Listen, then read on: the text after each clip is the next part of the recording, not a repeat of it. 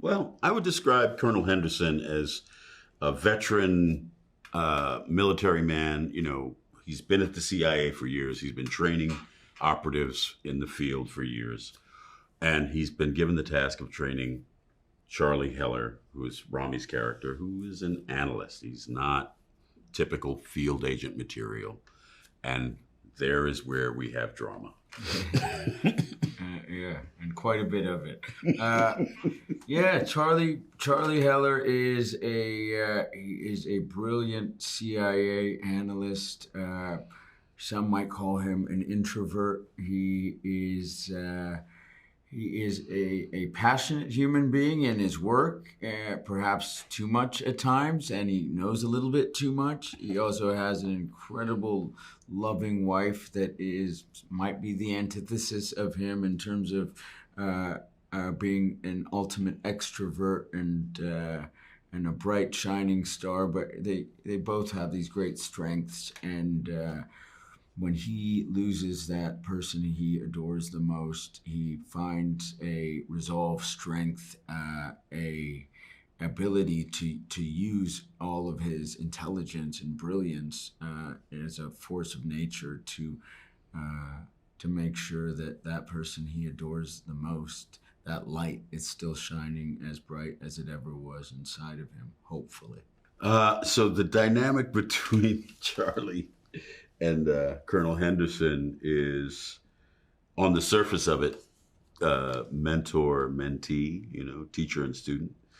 And the brilliant thing about the movie is that it has a lot of different kind of nuances. It kind of goes back and forth between being teacher and master to cat and mouse, and you're not always sure who's the cat and who's the mouse. Ooh, that's excellent. Yeah. I'm enticed. Yeah. I don't even know if I'm not following that up.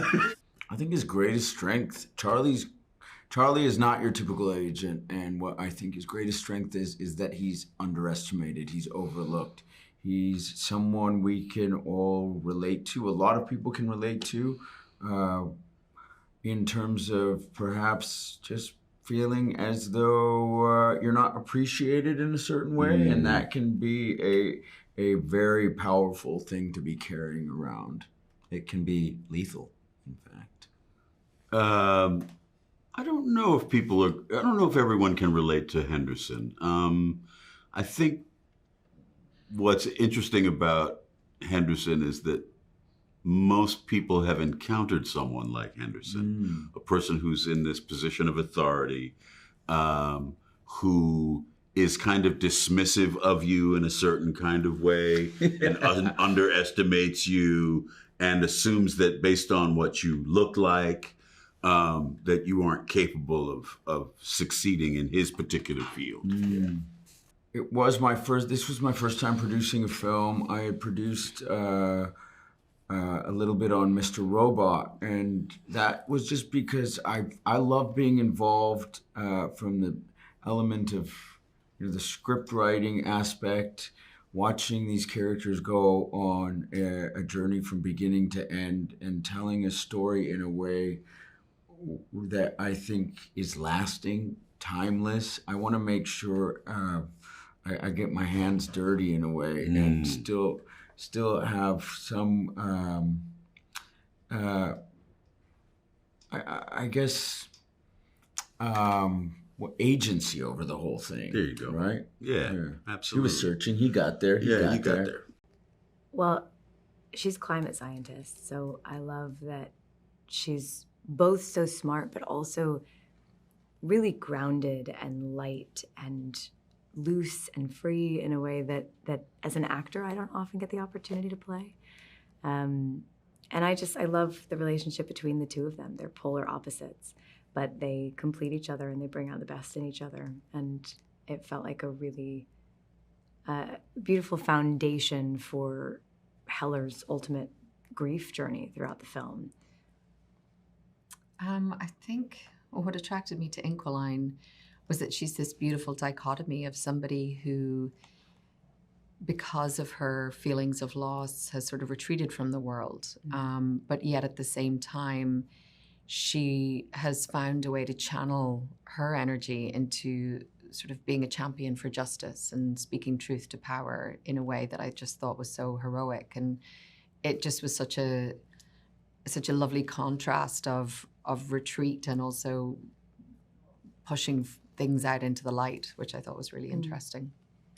So Inquiline's relationship to Heller is quite complex. When we first encounter Inquiline, we don't know who she or who they are. There's this question that Heller is actually trying to figure out.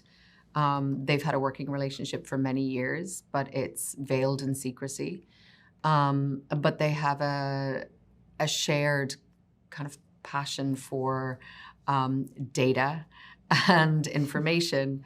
But when we actually meet her, which upends a lot of Heller's expectations, they realize that they have another shared bond, which is the bond of loss. Sarah is Heller's wife, and she's also his connection in a way to the outside world. He works in a basement.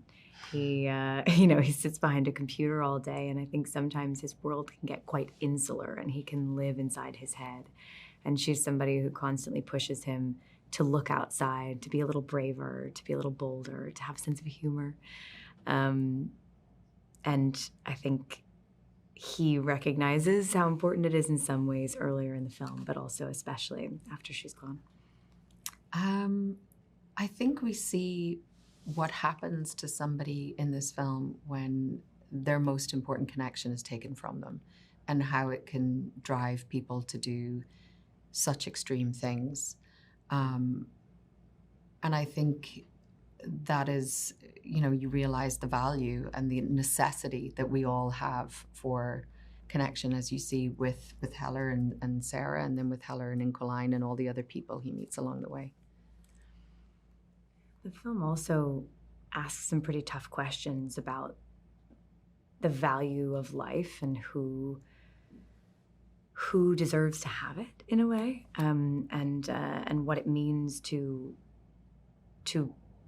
be a part of. I don't want to say eliminating somebody's life, but I think Heller asked some pretty difficult questions about our shared humanity when face to face with people that he believes have been responsible for taking away one of his greatest personal connections. But the film also asks him to look at their humanity as well. I think that's particularly evident in the relationship between Rami and Laurence's characters in the film. It's such an interesting relationship that shouldn't work. They should be, they would be enemies in a different version of this film. And in this one, they sort of find their shared humanity. Mm-hmm. Big question. Yeah. I think for me, that was one of the most interesting kind of themes in this film, because I think it's something that I believe gets confused so many times.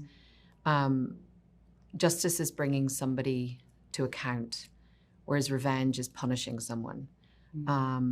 And sort of speaking to what Rachel had said earlier, I think Heller gets, Inquiline sort of asks this, and Laurence's character asks this of him. It's, do you feel any better? Is this bringing you any solace?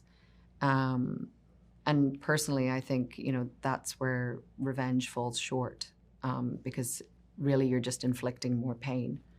And it's great, I think, that in this kind of film that we are provoking those conversations.